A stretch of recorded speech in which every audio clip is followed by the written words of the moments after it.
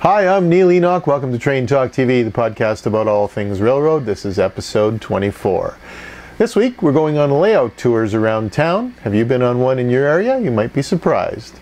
We're going to also give you a world tour of past events, upcoming events this weekend, and recent news events that we've been posting on our news feed on the website. And lastly, it's Father's Day. Where will you take Dad?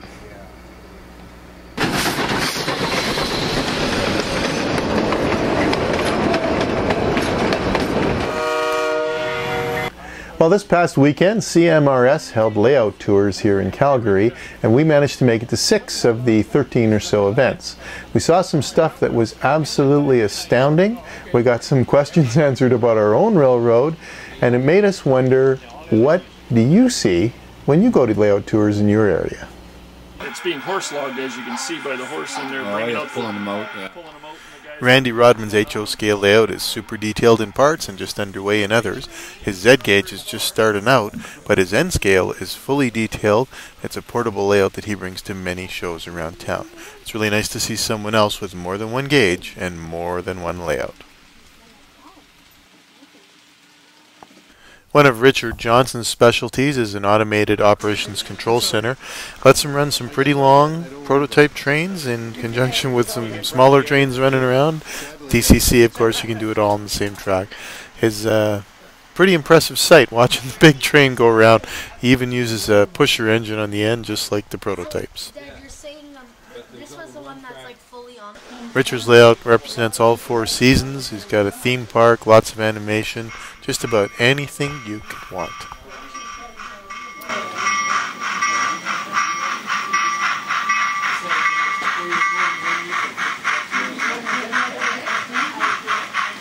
Have you been here before? No. Brian Key's Wolverine Lynx HO layout is legendary in layout tours. It's a perennial favorite every year. His car weathering is awesome. As you can see, he does teach even clinics on it. He runs a mixture of steam and diesel trains, but for some people the biggest treat of all was to be able to run a train. In this case, it was Liam's first time ever running a model train of any kind, so a wireless DCC on this humongous layout was just the ticket for Liam.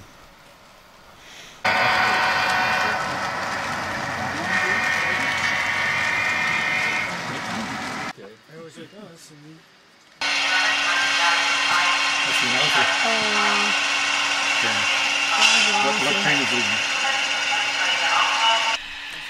The first thing Hans Voltenek told us when we visited his layout was that he likes to run dusk till dawn, and as you can imagine, that makes him something of an expert on in-car lighting. All of his passenger trains are fully lit and have full interiors. There's even food on the plates in many of them. The dusk to dawn effect makes for some spectacular scenes that you might not see on too many layouts.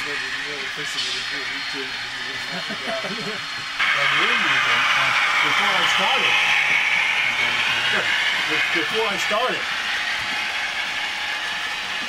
And when the lights come up, you realize this is an extensive layout, well scenic. It is DCC and automated, quite a work of art.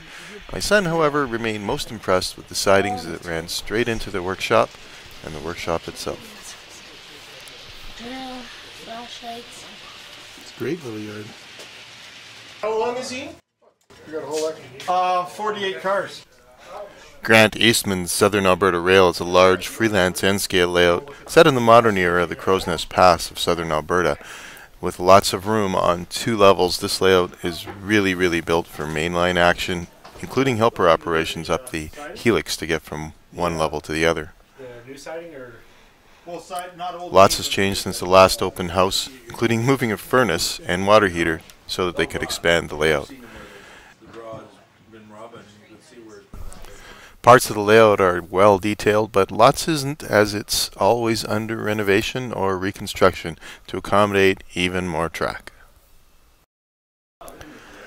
The last layout we got to see on the tour is also one that is pretty much being seen for the last time, as Al Love is moving and going to be forced to abandon his HO CPR layout.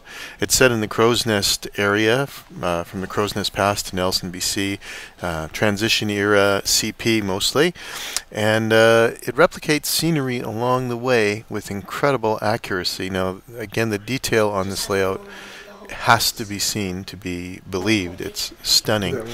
What makes it even more impressive is that Al has built every structure on this layout by hand.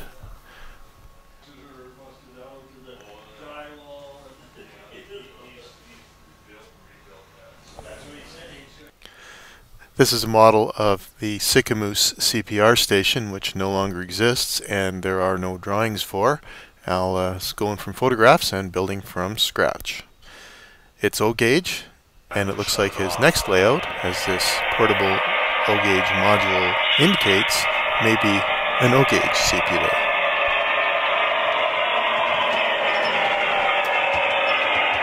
Well, that's what we managed to catch on the layout tours around town. We did miss most of the O-gauge stuff, unfortunately, and the G-scalers seem to have their own group for the Garden Railway, and we'll try and catch some of those coming up soon.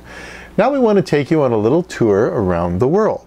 Here are some past events that we didn't quite get to cover before they happened.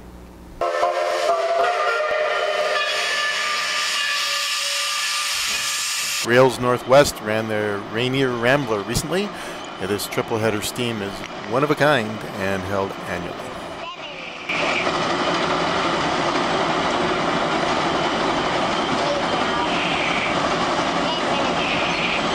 Looks like the Granite City train show in St. Cloud, Minnesota attracted a full house, and it seemed that it had something for everyone. A little too much steam for some, but I like it, and there was definitely something for the kids. And the folks from the Narrow Gauge Madness Gang looks like they put on a terrific show in Schomberg, Ontario. You can do some pretty crazy things in narrow gauge. Some are fun, some are super detailed. They had a good time doing it, and looks like they had a good attendance as well. Well, if you're looking for what to do this weekend, you need to check out our Railway Weekender for our upcoming events listings. We thought we'd put together a little sampling, again, from around the world. In British Columbia, Canada, Thomas drops by the West Coast Railway Association this weekend. In Richmond Hill, Ontario, Doors Open Ontario presents the Richmond Hill Live Steamers. Drop by and see what a live steam railroad is all about. In Maine, in the United States, the Seashore Trolley Museum has a night photo shoot scheduled. And in Valparaiso, Indiana, the grand opening of the Taltree Railway Garden is this weekend. And lastly, Ilford and West Sussex Model Railroad Club in the UK presents their Steam Days. And since we've been around the globe twice, let's do it again with our newsfeed items. We've put over 500 news events up in May. Here's a small sampling of this past week. Canadian Pacific has published a schedule for its 2816 Empress steam train trips this summer, benefiting the Children's Wish Foundation. The Bluebell Railway in Sussex, England, races to clear rubbish from a cutting to extend its line 2 kilometers to the main line.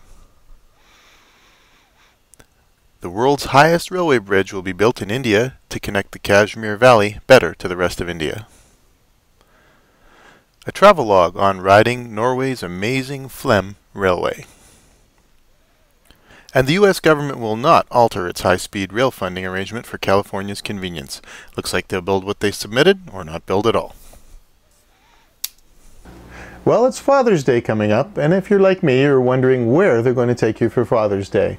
If you'd like to drop them a few hints, keep an eye on our website. We'll have a special page posted soon with Father's Day events, and we'll be revising our iPhone and Android apps to accommodate the special page as well. We're in the middle of surveying railroads, tourist museums, and all railway venues right now to get a response back as to what's going on where. If you know of something that we don't, be sure and let us know. Now, before we sign off, we do want to say thanks. We did over 40,000 views last month. It's a true truly awesome record, and we're very happy, and thank you so much for making Train Talk popular. We've had some really nice emails and we appreciate that.